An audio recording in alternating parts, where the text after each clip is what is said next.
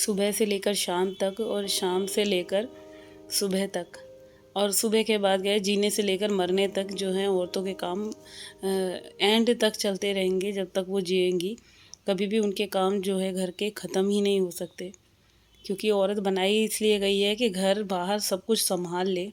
तो जी चलिए, एक बार फिर से स्वागत है मैं आपके अपने चैनल निशा ब्लॉग्स में, और होप करती हूँ आप सब बहुत अच्छे होंगे, बढ़िया होंगे। मैं भी बहुत अच्छी हूँ। तो जी ये वीडियो आज का है और आज ही अपलोड कर लूँगी। तो अभी बज रहे थे सुबह के 10:30 बजे से ये वीडियो मेरा स्टार्ट हो रहा था, क्योंकि मैं गई थी कल रात हम लोग गए थे कालका जी, और वहाँ से आने में हो गए थे लेट थोड़ा सा। हम लोग आए थे 11 बजे आए थे, और आने के बाद फिर वही था कि कपड़े वगैरह चेंज करें, तो लेट हो गए थे सोने में। बट लेट होने के बावजूद भी मैं अपने उसी टाइम पे 5:30 बजे सुबह उठ गई, क्योंकि जब आपको इतने सारे काम आपको करने हो ना, जब रिस्पॉन्सिबिलिटी पूरे घर को संभालने की है, तो आपकी जो एक कहते हैं ना, एक जो दृढ़ संकल्प होता है कि नहीं भाई जल्दी उठना है, तो जब तक अगर टाइम से नहीं उठेंगे तो आपके सारे काम कैसे होंगे, कैसे ही आप अपने लिए टाइम निकाल पाओगे, या घर के जो और काम हैं वो कैसे होंगे पूरा दिन। अगर थोड़ा सा भी लेट उठते हैं तो फिर घर के सारे काम ही लेट हो जाने हैं, और उस बीच क्या होगा, मैं अपने लिए फिर टाइम नहीं निकाल पाऊँगी। तो अभी मैं जिम से आने के बाद लगी थी घर के काम करने में। अच्छा, इधर मैंने किचन का काम जो था सारा कंप्लीट कर लिया था। कढ़ी बना ली थी, चावल बना लिए थे, और कपड़े भी धो लिए थे। सिर्फ 2 बेडशीट रह गई थी, दोनों रूम्स की, मम्मी जी वाले रूम की और बच्चों वाले रूम की, क्योंकि मम्मी जी वाले रूम की 3-4 दिन से ऊपर हो गई थी, और बच्चों वाले रूम की तो मतलब 2 दिन ही चलती नहीं है, तीसरे दिन आपको चेंज करनी पड़ेगी, क्योंकि बच्चों का क्या है, खाना पीना सब कुछ बेड पे ही होता है। तो उन्होंने तो अपने कमरे की जो चद्दर की हालत कर रखी थी ना, वो तो भाई बहुत बुरी हो रही थी, तो इसीलिए वो उतार के मैंने धो ही दी, क्योंकि 2 दिन से ज़्यादा मेरे को खुद ही इरिटेशन सी होने लग जाती है उनको देख के कि भाई अब तो धो ही दो।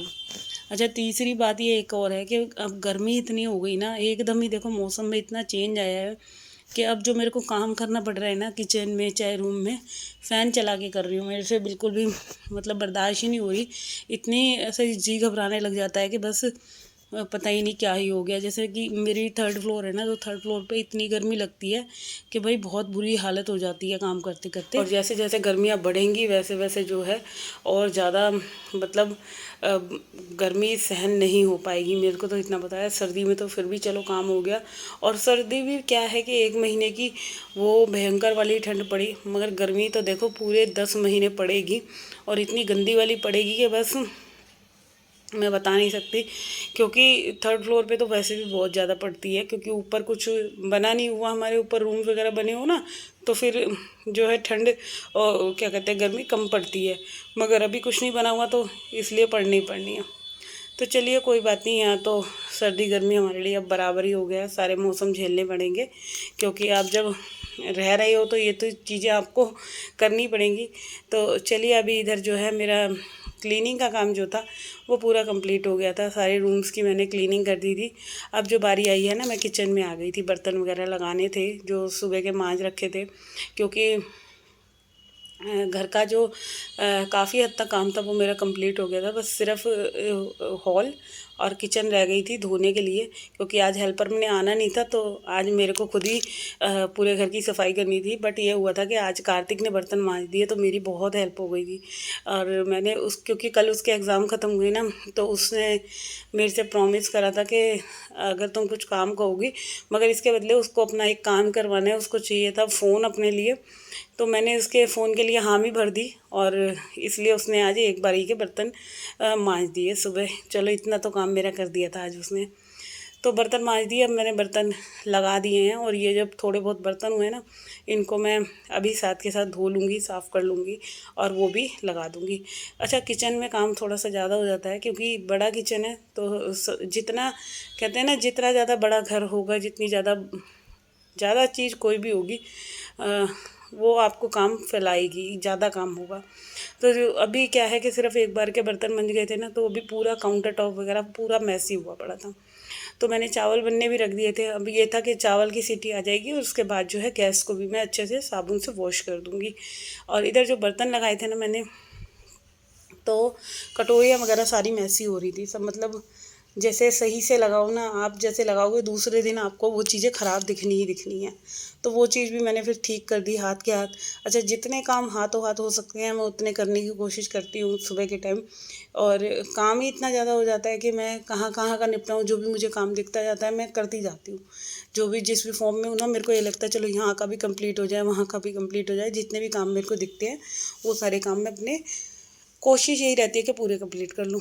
अच्छा, इधर बर्तन लग गए। अब जो बारी है, सिंक भी जो है मैंने पूरी साफ़ कर दी, सिंक वगैरह साफ़ कर दी, टैप क्लीन कर दिए।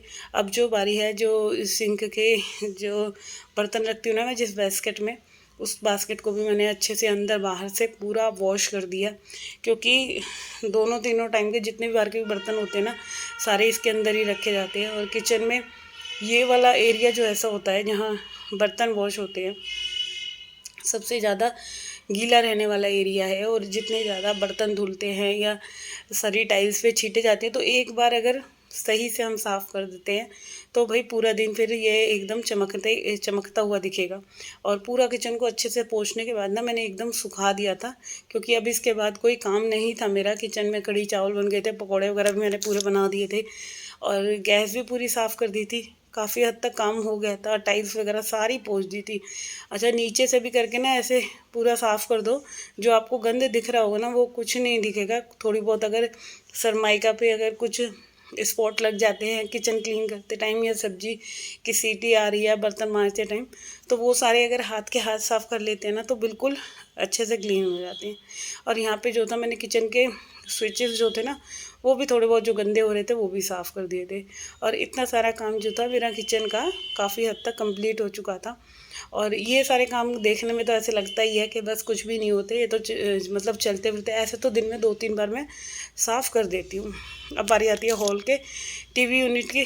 तो ये थोड़ा सा रह गया था, इसको मैंने करने के लिए ना मैंने सोचा चलो बाद में कर दूँगी, मगर अब जब टाइम है मेरे पास तो मैंने सोचा क्यों ना इसको भी साथ के साथ मैं पूरा कंप्लीट क्लीन कर देती हूँ और सही से लगा देती हूँ। क्योंकि यहाँ की जो आदत है ना बच्चों की, चार्जर वगैरह सारी चीज़ें ऐसे ही छोड़ देते हैं। वो लोग कुछ भी उठाते हैं ना तो ऐसे ही बस रख देते हैं, और ये आदत मुझे सबसे गंदी लगती है।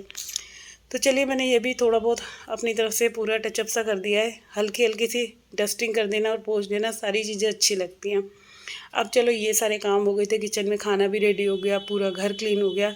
अब जो बारी आई, ये भाई एक सबसे भयंकर वाली सिर दर्द वाली बारी लगती है मुझे, कपड़े फ़ोल्ड करने की। और कपड़े फ़ोल्ड करने में इतना आलस आता है ना, मैं बता नहीं सकती। क्योंकि कपड़े हो जाते हैं मेरे रोज़ के इतने सारे, और रोज़ तो तय कर देती हूँ, और कई दिन से तो प्रेस भी नहीं हुई थी। तो आज मैं सोच रही थी काम कंप्लीट करके ना मैं कपड़े प्रेस करूँगी, मगर प्रेस करने का टाइम कहाँ से मिलेगा। इतनी देर में ना कपड़े फ़ोल्ड करते करते हस्बैंड भी आ गए, बच्चे भी आ गए, खाना मांगने लगे कि मम्मी खाना दे दो, खाना दे दो। अच्छा, खाना तो जब दूँगी, कि पहले मैंने यही रहता कि अगर खाना वगैरह देने में लग गई ना, मैं सर्व करने में लग गई, तो फिर जो है ये कपड़े मेरे प्रेस करने के तो फिर रह ही जाएंगे। और वही हुआ कि मैंने कपड़े तय करने के लिए सोचा था और कपड़े रह गए। और फिर क्या हुआ कि मैंने जो तो प्रेस करने वाले कपड़े सारे उठाकर एक साइड में रख दिए।